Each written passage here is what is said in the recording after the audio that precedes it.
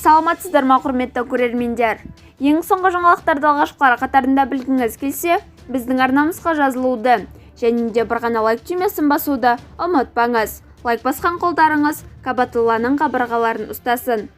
Атырауда тарауық намазына қатысушылар үшін тегін автобустар қатынап жатыр. Тарауыққа жиналған қала тұрғындарының түнгі мезгілде үйлеріне кедергісіз жетуі үшін тегін автобустар қызмет көрсетіп жатыр, деп хабарлайды Массагет газеті тілшісі.